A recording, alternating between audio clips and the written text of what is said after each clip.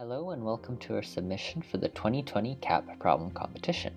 Today we'll be talking about a problem about entropy and energy, two quantities fundamental to thermodynamics. The setting of this problem is a classic physics idealization. You have a water stream of 20 degrees Celsius flowing at a rate of 1 meter cubed per second into a lake. Being comparatively large, the lake is unaffected in temperature and remains at 10 degrees Celsius. The first part of this question asks for the rate of entropy change in the system. At first this may seem difficult, but there are a few characteristics of entropy that make this problem more easily solved.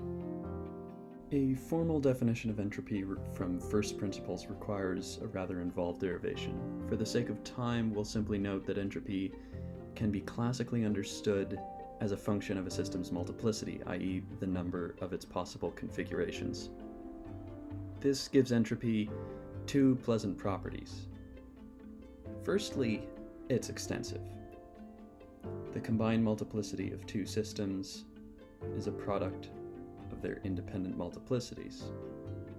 So, the rules for logarithms indicate that the combined entropy is a sum of the independent entropies.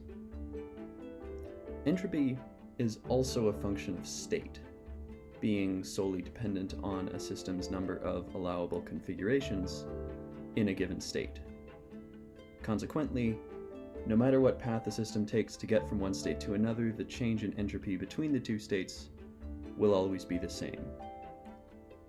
The latter property allows us to calculate a heat transfer's effect on a system's entropy by finding the entropy change caused by an equivalent quasi-static heat transfer.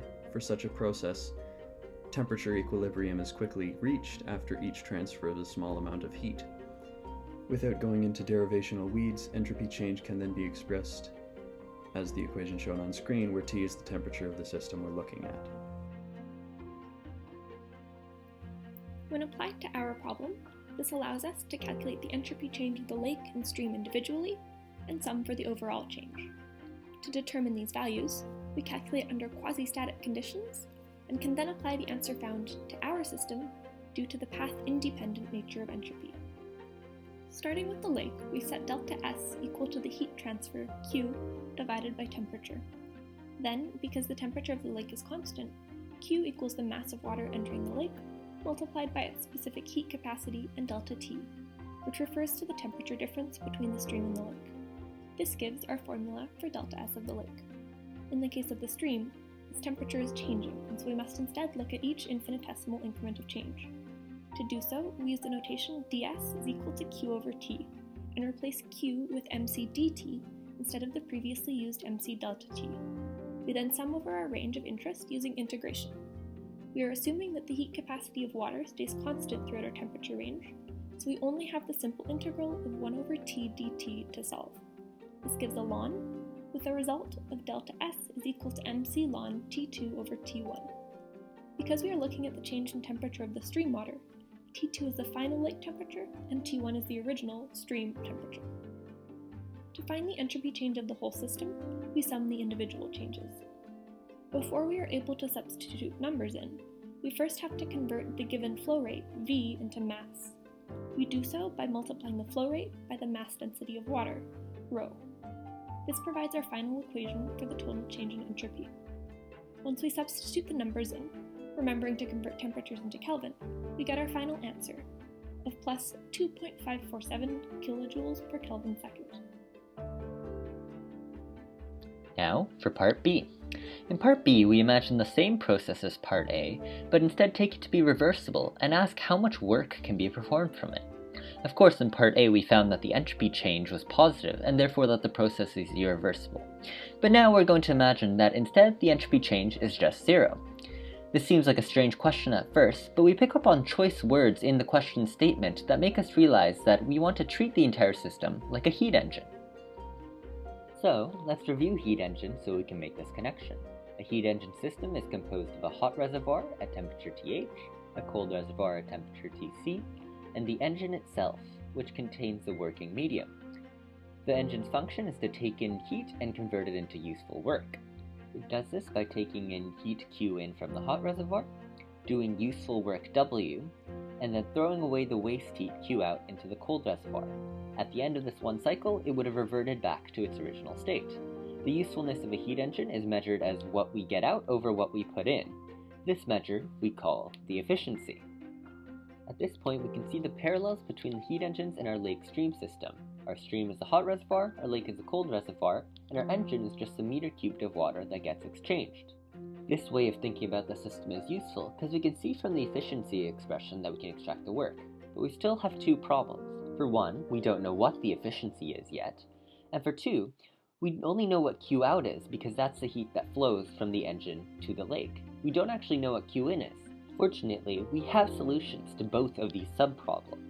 The first of these problems is solved by a famous theorem known as Carnot's theorem.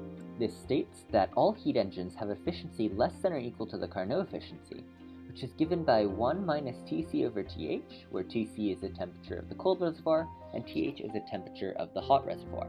A useful consequence of the theorem is that all reversible heat engines have this efficiency, which is extremely useful as it allows us to apply this efficiency to our stream-lake system, which we are allowed to treat as reversible.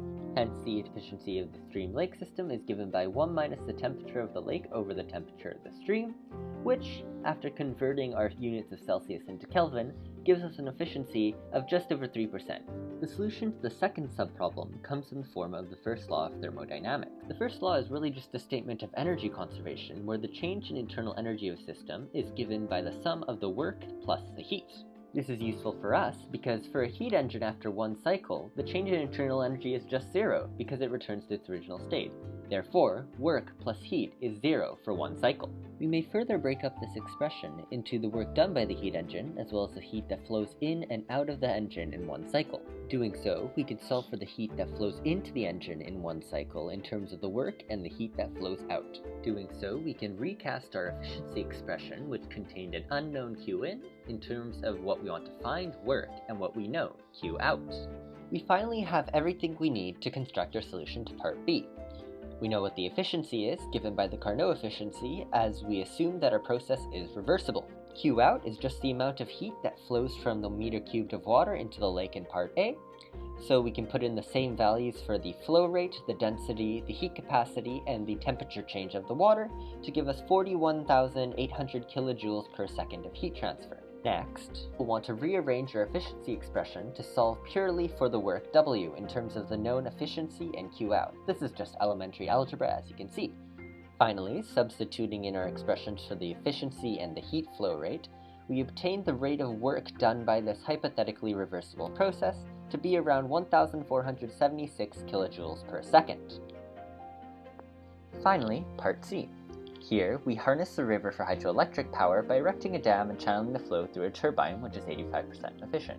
We then ask, what height should the dam be in order to generate electrical power at the same rate as part B? In order to determine the dam height here, we're going to need to make some assumptions. Firstly, it's safe to assume that the heat energy in the water is only contributing negligibly, if at all, to the dam's output. The water is likely similar in temperature to the turbine, which for its part is probably not able to convert heat into electricity. Furthermore, we can assume that all non-gravitational potentials, such as the water's chemical potential or the capacity of its constituent atoms to generate energy through atomic fusion, are contributing negligibly to this energy collection as well. I will therefore assume that the turbine's 85% efficiency is solely in regards to gravitational potential of the water relative to the turbine's location. So we'll be converting the gravitational potential energy of the water given by this equation into generator output at the efficiency mu equals 0.85. Having 1 cubic meter of water per second translates this derivative of energy into 1000 μgh for mass measured in kilograms. If the power generation is to be equivalent to our value from B for the work done in a single second, we can set that value equal to our expression and solve for H. Thank you very much for watching our submission for the 2020 CAP problem competition. We would like to thank Grant Sanderson for his open source Python animation library, as well as Vince Rubinetti for allowing us to use his song Heartbeat as part of our video soundtrack.